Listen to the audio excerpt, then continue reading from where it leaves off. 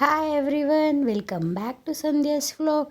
ನಾನು ಇವತ್ತಿನ ವಿಡಿಯೋದಲ್ಲಿ ಕಡುಬು ರೆಸಿಪಿ ಹೇಗೆ ಮಾಡೋದು ಅಂತ ಹೇಳ್ಕೊಡ್ತೀನಿ. ಇದು ಸೌತ್ ಇಂಡಿಯನ್ ಕಡುಬು, ಅಂದರೆ ನಮ್ಮ ಕರ್ನಾಟಕ ಮತ್ತು ನಮ್ಮದು ಚಿಕ್ಕಬಳ್ಳಾಪುರ ಈ ಕಡೆ ಈ ಥರ ಮಾಡ್ತೀವಿ. ಬಟ್ ದಕ್ಷಿಣ ಕನ್ನಡ ಅಂತ ಏನಂತಾರೆ, ಅಲ್ಲಿ ಕಡುಬು ರೆಸಿಪಿ ಅಂತಂದರೆ ಅದು ಬೇರೆಯೇ ಇರುತ್ತೆ. ಅದಕ್ಕೋಸ್ಕರ ನಾನು ಇದನ್ನು ಕರೆಕ್ಟಾಗಿ ಹೇಳ್ತಿರೋದು, ಯಾಕಂದರೆ ಕಡುಬು ರೆಸಿಪಿ ಅಂತಂದರೆ ಬೇರೆ ಥರ ಮಾಡ್ತಾರಲ್ವ. ಅದಕ್ಕೋಸ್ಕರ ಮೊದಲು ಆ ಕಡುಬು ರೆಸಿಪಿ ನಾನು ಸ್ವೀಟು ಮತ್ತು ಖಾರ ಎರಡೂ ಮಾಡ್ಕೊತಾ ಇರೋದು. ಇವತ್ತು ಸ್ವೀಟ್ಗೆ ಏನು ಹಾಕ್ಕೊತೀನಿ ಅನ್ನೋದನ್ನು ತೋರಿಸ್ತಾ ಇದ್ದೀನಿ. ಮೊದಲು ಈ ಥರ ಗಸಗಸೆನ ಲೋ ಫ್ಲೇಮಲ್ಲಿ ಇಟ್ಟು ಕಲ್ಲರ್ ಚೇಂಜ್ ಆಗೋವರೆಗೂ ಈ ಥರ ಹುರ್ಕೊಬೇಕು. ಅದು ಹುರ್ಕೊಂಡ್ಮೇಲೆ ಅದು ಒಂದು ಚಿಕ್ಕ ಜಾರ್ ಅಂತ ಇರುತ್ತಲ್ವ, ಅದಕ್ಕೆ ಹಾಕ್ಕೊಂಡು ಈ ಥರ ಬಗ್ಗಿಸ್ಕೊಂಬಿಡ್ತೀನಿ. ಅದಾದಮೇಲೆ ಎಳ್ಳು ಒಂದು, ನೀವು ಸ್ವಲ್ಪ ಇದರಲ್ಲಿ ಒಂದು 20 ಇಲ್ಲ 25 ಕಡುಬಾಗುತ್ತೆ ನಾನಿವತ್ತು ಹೇಳ್ಕೊಡ್ತಾ ಇರೋ ಒಂದು ಸ್ವೀಟ್ ರೆಸಿಪಿಯಲ್ಲಿ. ನೀವು ಜಾಸ್ತಿ ಬೇಕು ಅಂತಂದರೆ 50 ಗ್ರಾಮ್ಸ್ ಆ ಥರ ಹಾಕ್ಕೋಬೋದು. ನಾನಿವತ್ತು ಸ್ವಲ್ಪ ಮಾತ್ರ ಹಾಕ್ಕೊತಾ ಇರೋದು ರೇಷ್ಯೋ, ಅದಕ್ಕೋಸ್ಕರ ಈ ಥರ ತೋರಿಸ್ತಾ ಇದ್ದೀನಿ. ಒಂದು ಸ್ಪೂನ್ ಅಂತ ಹೇಳಿದ್ರೆ ಒಂದು 5 ಸ್ಪೂನ್ಸಷ್ಟು ಗಸಗಸೆ, 5 ಸ್ಪೂನ್ಸಷ್ಟು ಎಳ್ಳು ಹಾಕ್ಕೊಂಡಿದ್ದೀನಿ. ಎಳ್ಳು ಕೂಡ ಬೇಗ ರೋಸ್ಟ್ ಆಗುತ್ತೆ, ಡ್ರೈ ರೋಸ್ಟು. ಅದಕ್ಕೋಸ್ಕರ ಲೋ ಫ್ಲೇಮಲ್ಲಿಟ್ಟು 5 ಮಿನಿಟ್ಸ್ ಅಷ್ಟೇ. ಗಸಗಸೆ ಸ್ವಲ್ಪ ಲೇಟು, ಬಟ್ ಎಳ್ಳು ಬೇಗ ಆಗೋಗುತ್ತೆ. ಇದು 5 ಮಿನಿಟ್ಸ್ ಆದಮೇಲೆ ಈ ಥರ ನೋಡಿ, ನಾನು ಲೋ ಫ್ಲೇಮಲ್ಲೇ ಇಟ್ಟಿದ್ದೀನಿ. ಈ ಥರ ಕಲ್ಲರ್ ಚೇಂಜ್ ಆಗುತ್ತಲ್ವ ಎಳ್ಳು, ಆವಾಗ ಅದನ್ನು ಕೂಡ ಹಾಕ್ಕೊಂಡು ಜಾರ್ಗೆ, ನಾನು ಆಗಲೇ ಏನು ಗಸಗಸೆ ಹಾಕ್ಕೊಂಡಿದ್ನಲ್ಲ ಅದೇ ಜಾರ್ಗೆ ಅದ್ರ ಜೊತೆಗೆ ಈಗ ಎಳ್ಳು ಕೂಡ ಹಾಕ್ಕೊತಾ ಇದ್ದೀನಿ. ಅವೆರಡು ಹಾಕ್ಕೊಂಡು ಅದೆರಡನ್ನು ಮಾತ್ರ ಫುಲ್ಲು ಡ್ರೈ ಆಗಿ ಪೌಡರ್ ಫಸ್ಟ್ ಮಾಡ್ಕೋಬೇಕು. ನೀರಿರಬಾರ್ದು, ನೀರಿದ್ದರೆ ಅದು ಸ್ವಲ್ಪ ಪೇಸ್ಟ್ ಥರ ಆಗುತ್ತೆ. ಆ ಥರ ಆದರೆ ಸ್ವೀಟ್ ರೆಸಿಪಿ ಚೆನ್ನಾಗಿರೋದಿಲ್ಲ. ಅದಕ್ಕೋಸ್ಕರ ಇವೆರಡನ್ನೂ ಈಗ ಡ್ರೈ ರೋಸ್ಟ್ ಮಾಡ್ಕೊಂಡು ಬರ್ತೀನಿ ನಾನು, ನೋಡ್ತಾ ಇದ್ದೀರಾ ಅಲ್ವಾ. ಇದಾದಮೇಲೆ ಇದಕ್ಕೆ ಸ್ವೀಟ್ಗೆ ನಾನು ಬೆಲ್ಲ ಹಾಕ್ಕೊತಾ ಇದ್ದೀನಿ. ಬೆಲ್ಲನೂ ಅಷ್ಟೇ ಒಂದು ಹಾಫ್ ಉಂಡೆ ತೊಗೊಂಡಿದ್ದೀನಿ ಅಷ್ಟೇ, ನಾನು ಜಾಸ್ತಿ ತೊಗೊಂಡಿಲ್ಲ. ಅದನ್ನು ಚೆನ್ನಾಗೆ ಈ ಥರ ಕುಟ್ಕೊಂಡು ಪುಡಿ ಮಾಡ್ಕೊಂಡು ಅದನ್ನು ಒಂದು ಸಲ ಮಿಕ್ಸಿಗೆ ಹಾಕ್ಕೊಂಡು ಬರ್ತೀನಿ. ನೋಡಿ ಈ ಥರ ಆಗಿರುತ್ತೆ.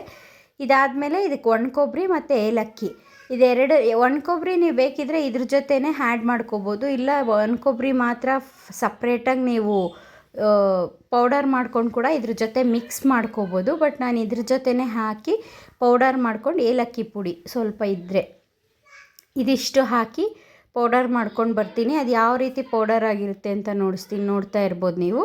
ಈ ರೀತಿ ಪೌಡರ್ ಆಗುತ್ತೆ. ಇದನ್ನು ಕ್ಲೀನಾಗಿ ನಾನು ತಟ್ಟೆಯಲ್ಲಿ ಕೂಡ ಹಾಕಿ ತೋರಿಸ್ತೀನಿ, ಅದರಲ್ಲಿ ನಿಮಗೆ ಗೊತ್ತಾಗ್ತಾ ಇಲ್ಲ ಅಂತ.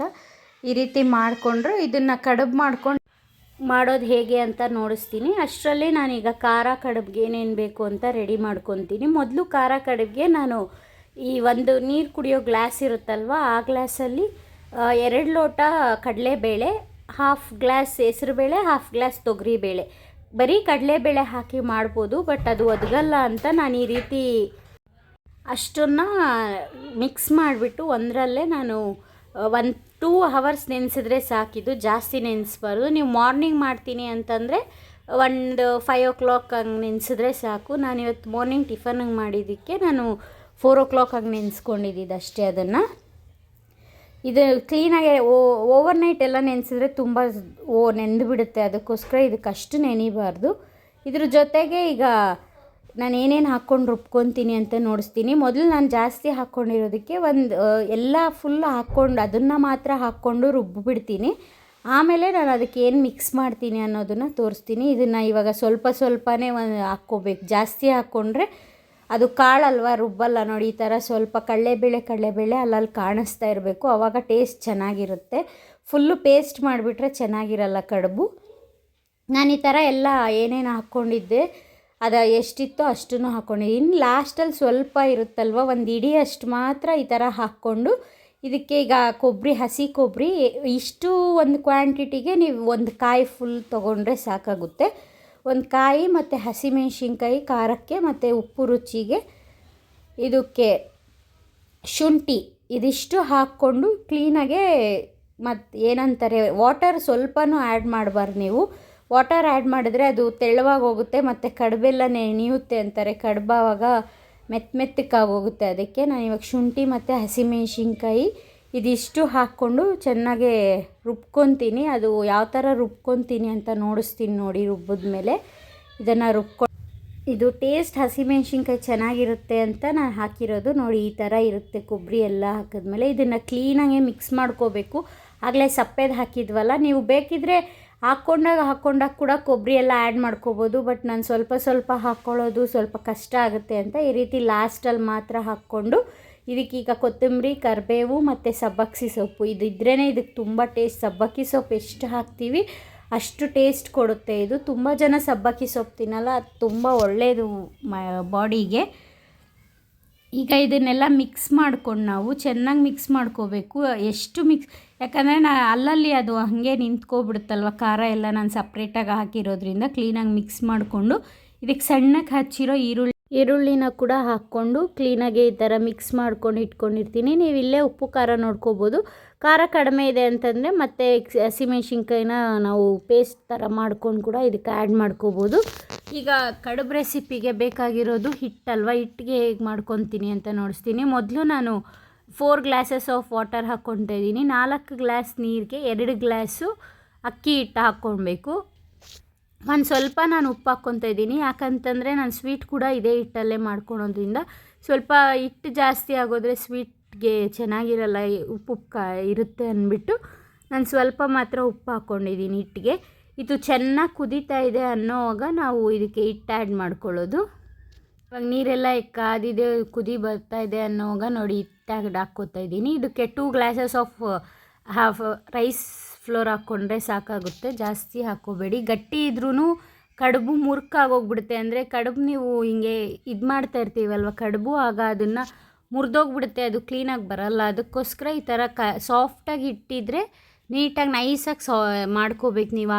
ಇದು ಮಾಡ್ಕೊಳ್ಳೋಗೆ ಇದು ಮೇನ್ ರೆಸಿಪಿ. ಇದು ಮಾಡ್ಕೊಳ್ಳೋವಾಗ ಗಂಟಿಲ್ದಿರ ಮತ್ತು ಸಾಫ್ಟಾಗಿ ಮಾಡಿಕೊಂಡ್ರೆ ಕಡುಬು ಚೆನ್ನಾಗಿ ಬರುತ್ತೆ. ಅದಕ್ಕೋಸ್ಕರ ಹಿಟ್ಟನ್ನ ಪರ್ಫೆಕ್ಟಾಗಿ ಮಾಡ್ಕೊಳ್ಳಿ. ಹಿಟ್ಟಿಗೆ ಹೇಳಿದ್ನಲ್ವ 2 ಗ್ಲಾಸಸ್ ವಾಟರ್ ಆದರೆ 1 ಗ್ಲಾಸ್ ಹಿಟ್ಟು, ಆ ಥರ 2:1 ರೇಷಿಯೋಲ್ಲಿ ಹಾಕಿ ಚೆನ್ನಾಗಿ ನೀರು ಕುದೀತಾ ಇದೆ ಅನ್ನೋವಾಗ ಒಂಚೂರು ನಿಮಗೆ ಗಂಟಾಗುತ್ತೆ ಅನ್ನೋದಿದ್ರೆ ಆಗ ಅಲ್ಲಿ ಆಯಿಲ್ ಒಂದು 1/2 ಸ್ಪೂನ್ ಇಲ್ಲ ಗೀ 1/2 ಸ್ಪೂನ್ ಹಾಕ್ಕೊಂಡ್ರೆ ಅದು ಕಟ್ಕೊಳಲ್ಲ. ನೀವು ರಾಗಿ ಮುದ್ದೆ ಮಾಡುವಾಗೂ ಅಷ್ಟೇ, ಇದು ಟಿಪ್ ಅಂತ ಹೇಳ್ಬೋದು. ಈ ಥರ ಕ್ಲೀನಾಗೆ ಕಲಿಸ್ಕೊಂಡು ಸಾಫ್ಟಾಗಿ ನಾವು ಏನಂತೀವಿ ಮುದ್ದೆ ಮಾಡ್ತೀವಲ್ಲ ಅದೇ ಥರ ಮಾಡ್ಕೋಬೇಕು. ನಾನು ಹೇಗೆ ಮಾಡ್ಕೊತೀನಿ ಅಂತ ನೋಡಿಸ್ತೀನಿ. ಇದನ್ನು ಚೆನ್ನಾಗಿ ಬೇಯಿಸ್ಕೋಬೇಕು, ಹೈ ಫ್ಲೇಮಲ್ಲೇ ಇಟ್ಟು ಬೇಯಿಸ್ತೀನಿ.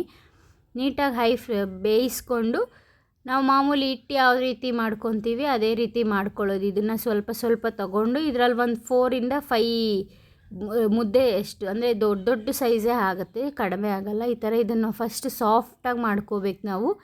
ಇದೆಷ್ಟು ಸಾಫ್ಟಾಗಿದ್ದರೆ ಅಷ್ಟು ಕಡುಬು ಚೆನ್ನಾಗಿ ಬರುತ್ತೆ ಅಂತ ನೋಡ್ತಾ ಇದ್ದೀರಾ ಅಲ್ವ ನೀವೀಗ.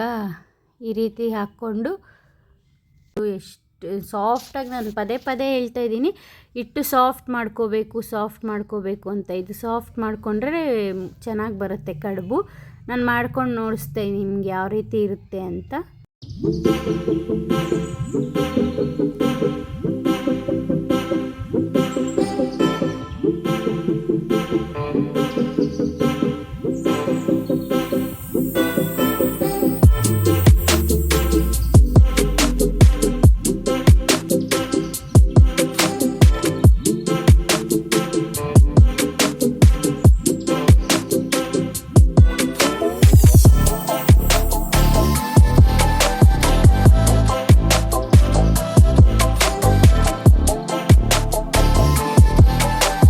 ಈಗ ಅದು ಹಿಟ್ಟನ್ನ ಈ ಥರ ಪ್ಲೇಟ್ಗೆ ಹಾಕ್ಕೊಂಡು ನಾನು ಸ್ವಲ್ಪ ಮಾಮೂಲಿ ಅಕ್ಕಿ ಹಿಟ್ಟಿರುತ್ತಲ್ಲ ಅದನ್ನು ಕೂಡ ಈ ಥರ ಪ್ಲೇಟಲ್ಲಿ ಹಾಕ್ಕೊಂಡು ಈ ಥರ ಸ್ವಲ್ಪ ನಾವು ಒಂದು ಚಿಕ್ಕದಾಗಿ ಮುರ್ಕೋಬೇಕು. ದೊಡ್ಡದು ಮಾಡಿದ್ರೆ ತುಂಬ ದೊಡ್ಡದಾಗಿ ಹೋಗ್ಬಿಡುತ್ತೆ.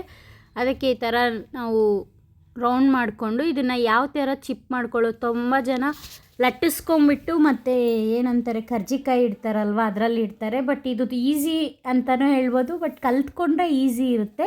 ಇದು ಟೇಸ್ಟ್ ವೈಸ್ ಚೆನ್ನಾಗಿರುತ್ತೆ ಈ ಥರ ಮಾಡಿಕೊಂಡ್ರೆ. ಅದಕ್ಕೋಸ್ಕರ ನಾವು ಈ ಥರ ಮಾಡ್ಕೊತೀವಿ. ನೋಡಿ ಕೊನೆ ಇರುತ್ತಲ್ವ, ಆ ಕೊನೆನೆಲ್ಲ ಈ ಥರ ಫಸ್ಟ್ ನಾವು ಕಪ್ ಶೇಪು ಬಟ್ಲು ಶೇಪ್ ಅಂತೀವಲ್ಲ ಅದನ್ನು ಮಾಡಿಕೊಂಡು ಅದನ್ನು ಕ್ಲೀನಾಗೆ ಎಷ್ಟು ತೆಳ್ಳಕ್ಕಾಗುತ್ತೆ ಅಷ್ಟು ತೆಳ್ಳಕ್ಕೆ ನಾವು ಮಾಡ್ಕೋಬೇಕದು. ದಪ್ಪ ಇದ್ದರೆ ಟೇಸ್ಟ್ ಚೆನ್ನಾಗಿರಲ್ಲ ತಿನ್ನೋದಕ್ಕೆ. ಅದು ಹಿಟ್ಟಿಟ್ಟು ಮಾತ್ರ ನಮಗೆ ಬಾಯಿಗೆ ಸಿಗ್ತಿರುತ್ತೆ. ನಾವೇನು ಆವಾಗಲೇ ಖಾರ ಮಾಡ್ಕೊಂಡ್ವಲ್ಲ ಕಡಲೆಬೇಳೆ ಎಲ್ಲ ಮಿಕ್ಸ್ ಮಾಡಿಕೊಂಡು ಅದು ಟೇಸ್ಟೇ ಕೊಡೋದಿಲ್ಲ ದಪ್ಪ ಇದ್ದರೆ. ಅದಕ್ಕೆ ಇದೆಷ್ಟು ಸಣ್ಣ ಆಗುತ್ತೋ ಅಷ್ಟು ಸಣ್ಣಕ್ಕೆ ನಾವು ಈ ಥರ ತೆಳ್ಳಕ್ಕೆ ಇದು ಮಾಡಿಕೊಂಡ್ರೆ ಚೆನ್ನಾಗಿರುತ್ತೆ ಇದು ತಿನ್ನೋದಕ್ಕೆ. ಮತ್ತು ಲಾಸ್ಟ್ ಕಾರ್ನರ್ಸ್ ಏನಿರುತ್ತೆ ಅದನ್ನು ಮತ್ತೆ ಪ್ರೆಸ್ ಮಾಡ್ಕೋಬೇಕು. ನೀವು ಸ್ಟಫಿಂಗ್ ಇಡ್ತೀವಿ ಅನ್ನೋವಾಗ ಅದನ್ನು ತೆಳ್ಳಕ್ಕೆ ಮಾಡಿಕೊಂಡ್ರೆ ಅದು ನೋಡಿ ಈ ಥರ ಬಟ್ಲು ಬರುತ್ತಲ್ವ, ಅದು ಆವಾಗ ತಿನ್ನೋಕ್ಕೆ ಟೇಸ್ಟ್ ಚೆನ್ನಾಗಿರುತ್ತೆ. ಇದು ತುಂಬ ಜನ ಬರಲ್ಲ ಅಂತಾರೆ, ಬಟ್ ಕಲ್ತ್ಕೊಂಡ್ರೆ ಈಸಿ, ಅಂದರೆ ಕಲ್ತ್ಕೋಬೇಕದು. ನಾನು ತುಂಬ ಚಿಕ್ಕ ವಯಸ್ಸಲ್ಲೇ ನನಗೆ ನಮ್ಮ ಅಜ್ಜಿ ನಮ್ಮಮ್ಮ ಆಗಿರ್ಬೋದು ಹೇಳ್ಕೊಟ್ಟಿದ್ದಾರೆ ಇದು ಹೇಗೆ ಮಾಡೋದು ಅಂತ. ಈ ಥರ ಕ್ಲೀನಾಗಿ ತೊಗೊಂಡು ಇದರಲ್ಲಿ ನಾವಾಗಲೇ ಏನು ಖಾರದ್ದು ಸ್ಟಫ್ ಮಾಡ್ಕೊಂಡ್ವಿ ಅದನ್ನು ಇಡಬೇಕು. ಮತ್ತು ಇದು ಫುಲ್ ನಾವು ಕ್ಲೋಸ್ ಮಾಡಬಾರ್ದು, ಸೈಡ್ಸಲ್ಲಿ ಸ್ವಲ್ಪ ಬಿಡಬೇಕು. ಯಾಕಂದರೆ ನಾವು ಸ್ಟೀಮಲ್ಲಿ ಬೇಯಿಸೋದ್ರಿಂದ ಆ ಸ್ಟೀಮ್ ಅದರೊಳಗಡೆ ಹೋಗಿ ಅದು ಕಡಲೆಬೇಳೆ ಎಲ್ಲ ಹಸಿದು ಹಾಕಿರೋದ್ರಿಂದ ಅದು ಸ್ವಲ್ಪ ಬೇಯೋದು ಲೇಟ್ ಅಲ್ವಾ. ಅದಕ್ಕೋಸ್ಕರ ನೋಡಿ ಈ ಕಾರ್ನರ್ಸಲ್ಲಿ ಈ ಕಡೆ ಕಾರ್ನರ್ ಮತ್ತು ಆ ಕಡೆ ಕಾರ್ನರ್ ಎರಡು ಸೈಡೂ ಸ್ವಲ್ಪ ಸ್ವಲ್ಪ ಬಿಟ್ಟರೆ ಅದು ಸ್ಟೀಮ್ ಹೋಗಿ ಬೇಗನೆ ಬಾಯ್ಲ್ ಆಗುತ್ತೆ. ಈ ಥರ ನಾನು ಮಾಡ್ಕೊಂಬರ್ತೀನಿ, ನೋಡಿಸ್ತೀನಿ ನೋಡಿ ನಾನು ಯಾವ ರೀತಿ ಮಾಡ್ಕೊಂಡಿದ್ದೀನಿ ಎಲ್ಲ ಕಡುಬು ಅಂತ. ಈ ರೀತಿ ಆಗುತ್ತೆ. ಒಂದು ಸ್ವಲ್ಪ ಒಡ್ಕೊಳ್ಳುತ್ತೆ, ಬಟ್ ಏನಾಗಲ್ಲ, ನೋ ಪ್ರಾಬ್ಲಮ್ ಅದು. ಈಗ ಬೆಂದ ಮೇಲೆ ಈ ಥರ ಇರುತ್ತೆ ಖಾರ ಕಡುಬು. ಇದನ್ನು ಒಂದು 25 ಮಿನಿಟ್ಸೇ ಬೇಯಿಸಬೇಕಾಗುತ್ತೆ ಖಾರ ಕಡುಬು. ಸ್ವೀಟ್ ಕಡುಬು ಮಾತ್ರ ಸ್ವಲ್ಪ ಬೇಗನೆ ಬೆಂದುಬಿಡುತ್ತೆ. ಖಾರ ಕಡುಬು ಸ್ವಲ್ಪ ಲೇಟ್ ಬೇಯೋದು, ಅದಕ್ಕೋಸ್ಕರ 25 ಮಿನಿಟ್ಸ್ ಇಡ್ಲಿ ಕುಕ್ಕರ್ ಏನಿರುತ್ತೆ ಅದರಲ್ಲಿ ಮಾಮೂಲಿ ಇಡ್ಲಿ ಯಾವ ರೀತಿ ಬೇಯಿಸ್ಕೊತೀವಿ ಅದೇ ರೀತಿ ಇಟ್ಟು ಬೇಯಿಸ್ಕೊಳ್ಳೋದು. ಈಗ ಸ್ವೀಟ್ ಕಡುಬು ಮಾಡ್ಕೊಳ್ಳೋದು ಹೇಳ್ಕೊಡ್ತಾಯಿದ್ದೀನಿ. ಅದೇ ಹಿಟ್ಟಿಗೆ ಈ ಥರ ಆಗಲೇ ಏನು ನಾನು ತೋರಿಸಿದ್ನಲ್ವ ಬಟ್ಲು ಮಾಡ್ಕೊಳ್ಳೋದು ಅದೇ ಥರ ಮಾಡ್ಕೋಬೇಕು. ಬಟ್ ಇದೇನಪ್ಪ ಅಂತಂದರೆ ಫುಲ್ಲು ಕ್ಲೋಸ್ ಮಾಡಿ ಇದಕ್ಕೆ ಒಂದು ಶೇಪ್ ಅಂತ ಲಾಸ್ಟಲ್ಲಿ ಕೊಡ್ತೀವಿ, ಅದು ಚೆನ್ನಾಗಿರುತ್ತೆ. ಅದನ್ನು ನಮ್ಮ ಕಡೆ ಮುರುವು ಅಂತಾರೆ, ನಿಮ್ಮ ಕಡೆ ಏನಂತಾರೆ ಕಮೆಂಟ್ ಬಾಕ್ಸಲ್ಲಿ ತಿಳಿಸಿ. ಅಕಸ್ಮಾತ್ ನೀವು ಇದೇ ರೀತಿ ಕಡುಬು ಮಾಡ್ತೀನಿ ಅನ್ನೋದಿದ್ರೆ, ಯಾರ್ಯಾರು ಈ ಥರ ಯೂಸ್ ಮಾಡಿ ಅಂದರೆ ಈ ಮೆಥಡ್ಸಲ್ಲಿ ಯಾರ್ಯಾರು ಕಡುಬು ಮಾಡ್ತಾರೆ ಅಂತ ಕಮೆಂಟ್ ಬಾಕ್ಸಲ್ಲಿ ಕಮೆಂಟ್ ಮಾಡಿ. ಈ ಥರ ನೋಡಿ ಕೊನೆಯಲ್ಲಿ ಎಡ್ಜಸ್ನ ತೆಳ್ಳಕ್ಕೆ ಮಾಡ್ಕೋಬೇಕು. ಹಂಗೆ ಈ ಥರ ಈ ಶೇಪಲ್ಲಿ ಕಡುಬು ಬಂದರೆ ಪರ್ಫೆಕ್ಟಾಗಿ ಬರುತ್ತೆ ಅಂತ ಕಡುಬು. ಈ ಥರ ಎಲ್ಲ ನೀಟಾಗಿ ಮಾಡಿಕೊಂಡು ನಾವು ಸ್ವೀಟ್ದು ಏನು ತೋರಿಸಿದ್ನಲ್ವ ಸೂಸ್ಲು ಅಂತೀವಲ್ಲ ಅದನ್ನು ಇದ್ರೊಳಗಡೆ ಆ ಸ್ಟಫಿಂಗ್ನ ಇದ್ರೊಳಗಡೆ ಇಟ್ಟು ಇದು ಫುಲ್ ಕ್ಲೋಸ್ ಮಾಡಬೇಕು. ಖಾರದ್ದು ಅರ್ಧ ಮಾಡಬೇಕು, ಇದು ಫುಲ್ ಕ್ಲೋಸ್ ಮಾಡಬೇಕು. ಇದೊಂದು ಟಿಪ್ ಅಂತಲೇ ಹೇಳ್ಬೋದು. ಅದು ಸ್ಟೀಮಲ್ಲಿ ಇದು ಬೇಗ ಬೇಯುತ್ತೆ, ಅದು ಬೇಯಲ್ಲ. ಇದನ್ನು ಜಸ್ಟ್ 10 to 15 ಮಿನಿಟ್ಸ್ ಸ್ಟೀಮ್ ಮಾಡಿದ್ರೆ ಸಾಕು ಇಡ್ಲಿ ಕುಕ್ಕರಲ್ಲಿ. ಬಟ್ ಖಾರದ್ದು ಸ್ವಲ್ಪ ಜಾಸ್ತಿನೇ ಬಾಯ್ಲ್ ಮಾಡಬೇಕು. ಮತ್ತು ಇದು ಬಿಸಿ ಹಂಗೆ ನೀವು ಇಟ್ಬಿಟ್ರೆ ಕೂಡ ಇದು ತುಂಬ ಹೊತ್ತಿರಲ್ಲ. ಅಂದರೆ ಇವಾಗ ಮಾರ್ನಿಂಗ್ ಮಾಡಿದರೆ ಈವ್ನಿಂಗ್ ಇಲ್ಲ ನೈಟ್ ಅಷ್ಟೊತ್ತಿಗೆ ಸ್ಮೆಲ್ ಬಂದುಬಿಡುತ್ತೆ ಆ ಥರ. ಅದೇ ಆರಾದ್ಮೇಲೆ ನೀವು ಸ್ಟೋರ್ ಮಾಡಿಕೊಂಡ್ರೆ 1 ಡೇ ಇರುತ್ತೆ. ಅಂದರೆ ಫ್ರಿಜ್ಜಲ್ಲಿ ನೈಟ್ ಇಟ್ಬಿಡ್ಬೇಕು ಆ ಥರ. ಇದು ಬಾಯ್ಲ್ ಜಾಸ್ತಿ ಮಾಡ್ತೀವಲ್ವ ಅದಕ್ಕೆ ತುಂಬ ಹೊತ್ತಿರಲ್ಲ. ಹಾಗೆ ಮಾಡಿ ಹಾಗೆ ಬಿಸಿ ಬಿಸಿ ತಿಂದರೆ ತುಪ್ಪದ ಜೊತೆ ಚೆನ್ನಾಗಿರುತ್ತೆ. ನೋಡಿ ಈ ಥರ ಸ್ವೀಟ್ ಇದಕ್ಕೆ ಈ ಥರ ಫೋಲ್ಡ್ ಮಾಡಬೇಕು. ಈ ಥರ ಫೋಲ್ಡ್ ಮಾಡಿದ್ರೆ ಏನು ಅಂದರೆ ನಾವು ಕರ್ಜಿಕಾಯಿಗೆಲ್ಲ ಏನಂತಾರೆ ಅದು ಮೋಲ್ಡ್ ಬರುತ್ತಲ್ವ ಅದೇ ಥರ ಶೇಪು ನಾವು ಕೈಯಲ್ಲೇ ಮಾಡ್ಕೋಬೋದು ಈಸಿಯಾಗಿ. ಯಾವ ಥರ ಶೇಪ್ ಬರುತ್ತೆ ಅಂತ ನೋಡಿ ನಾನು ಎಲ್ಲ ಮಾಡಿಬಿಟ್ಟು ನಿಮಗೆ ತೋರಿಸ್ತೀನಿ ಯಾವ ಥರ ಮಾಡಿದ್ದೀನಿ. ನೋಡಿ ಈ ಥರ ಇಡ್ಲಿ ಕುಕ್ಕರ್ದು ಪ್ಲೇಟ್ಸ್ ಬರುತ್ತಲ್ವ ಅದಕ್ಕೆ ಸ್ವಲ್ಪ ತುಪ್ಪ ಹಾಕಿಬಿಟ್ಟು ಈ ಥರ 10 ಮಿನಿಟ್ಸ್ ಬಾಯ್ಲ್ ಮಾಡಿದ್ರೆ ಈ ರೀತಿ ಸ್ವೀಟ್ ಕಡುಬು ರೆಡಿ ಇರುತ್ತೆ. ಮತ್ತು ಇನ್ನೂ ಮಿಕ್ಕಿರುತ್ತಲ್ವ ಖಾರದ್ದು ಸ್ಟಫಿಂಗು ಅದನ್ನು ಇದೇ ರೀತಿ ಪಿಡ್ಚೆ ಅಂತ ಹೇಳ್ತೀವಿ ನಾವು. ಈ ಥರ ಉಂಡೆ ಮಾಡಿಬಿಟ್ಟು ಇದನ್ನು ಕೂಡ ಹಾಗೆ ಬಾಯ್ಲ್ ಮಾಡಿದ್ರೆ ಅದು ಕೂಡ ಟೇಸ್ಟ್ ಚೆನ್ನಾಗಿರುತ್ತೆ ತಿನ್ನೋದಕ್ಕೆ. ಇದು ಪಿಡ್ಚೆ ಅಂತಲೂ ಹೇಳ್ತೀವಿ. ಮತ್ತು ಕಡಲೆಬೇಳೆದು ವಡೆ ಕೂಡ ಮಾಡ್ಕೋಬೋದು ಇದರಲ್ಲಿ. ಅಂದರೆ ಇನ್ನು ಸ್ವಲ್ಪ ಗಟ್ಟಿ ಅಂದರೆ ಇನ್ನೂ ಸ್ವಲ್ಪ ಇದ್ರಾಗ ಮಾಡ್ತಾರೆ ಕಡಲೆಬೇಳೆ ವಡೆ. ಬಟ್ ಇದರಲ್ಲೂ ಬರುತ್ತೆ, ಟೇಸ್ಟ್ ಸ್ವಲ್ಪ ಡಿಫ್ರೆಂಟ್ ಇರುತ್ತೆ ಅಷ್ಟೇ ಕಡಲೆಬೇಳೆ ವಡೆಗೆ ಇದಕ್ಕೆ. ಈ ಥರ ಎಲ್ಲ ಉಂಡೆ ಮಾಡಿಕೊಂಡು ಇದನ್ನು ಹಂಗೆ ಬಾಯ್ಲ್ ಮಾಡೋದು ಅಷ್ಟೇ ಇಡ್ಲಿ ಕುಕ್ಕರಲ್ಲಿ. ಇದನ್ನು ಕೂಡ 20 to 30 ಮಿನಿಟ್ಸ್ ಬಾಯ್ಲ್ ಮಾಡಿದ್ರೆ ಇದು ಕೂಡ ಚೆನ್ನಾಗಿರುತ್ತೆ. ಇದು ಮೊಸರಲ್ಲಿ ಹಾಕ್ಕೊಂಡು ತಿನ್ನೋದಕ್ಕೆ ತುಂಬಾ ಟೇಸ್ಟ್ ಇರುತ್ತೆ ಅಂತಲೇ ಹೇಳ್ಬೋದು. ಇದು ಈಸಿ. ಬೇಕಿದ್ರೆ ನೀವು ಸ್ವೀಟದ್ದು ಮಾತ್ರ ಕಡುಬು ಮಾಡಿಕೊಂಡು ಇದು ಖಾರದ್ದು ಈ ಥರ ಸ್ಟಫ್ ಮಾಡ್ಕೊಂಡು ಕೂಡ ಮಾಡ್ಕೋಬೋದು. ಇದು ತುಂಬ ಜನ ಹಾಗೆ ಮಾಡೋದು. ಒಂದು ಸ್ವಲ್ಪ ಖಾರದ್ದು ಮಾಡಿಕೊಂಡು ಈ ಥರ ಇಕ್ಕೊಂಡ್ರೆ ನಾನು ತುಂಬ ಸಲ ಹಾಗೆ ಮಾಡೋದು. ಅದು ಇದು ಎರಡು ತಿನ್ನೋದಕ್ಕೆ ಚೆನ್ನಾಗಿರುತ್ತೆ ಅಂತ. ಇದು ಬಾಯ್ಲ್ ಮಾಡಿದ್ಮೇಲೆ ಈ ಥರ ಇರುತ್ತೆ. ನಾನು ಯಾವ ರೀತಿ ಬಾಯ್ಲ್ಗೆ ಇಕ್ತೀನಿ ಅಂತ ನೋಡಿ. ಈ ಥರ ಫುಲ್ ಇಡ್ಲಿ ಕುಕ್ಕರಲ್ಲಿ ಇಟ್ಬಿಟ್ಟು ಈ ಥರ ಜೋಡಿಸಿದ್ರೆ ಸಾಕು. ಒಂದು ನಾನು ಹೇಳಿದ್ನಲ್ಲ ಟೈಮಿಂಗ್ಸು ಆ ಥರ ಟೈಮಿಂಗ್ಸಲ್ಲಿ ಬೆಂದಮೇಲೆ ಈ ಥರ ಬೆಂದಿರುತ್ತೆ. ಈಗ ಖಾರದ್ದು ಸ್ವೀಟ್ದು ಮತ್ತು ಪಿಡ್ಚೆ ಎಲ್ಲ ರೆಡಿ ಇದೆ. ನಾನು ನೋಡಿಸ್ತೀನಿ ನೋಡಿ ಪ್ಲೇಟಲ್ಲಿ ಹಾಕಿ. ಇದೇ ಥರ ನನ್ನ ಚಾನಲ್ನ ಲೈಕ್ ಮಾಡಿ, ಶೇರ್ ಮಾಡಿ, ಕಮೆಂಟ್ ಮಾಡಿ, ಬೇಗ ಬೇಗ ಸಬ್ಸ್ಕ್ರೈಬ್ ಮಾಡ್ಕೊಳ್ಳಿ ಪ್ಲೀಸ್. ಬೇಗ 100 ಸಬ್ಸ್ಕ್ರೈಬರ್ಸ್ ಆಗಿ ನಾನು ವೆಯ್ಟ್ ಮಾಡ್ತಿದ್ದೀನಿ. Thank you.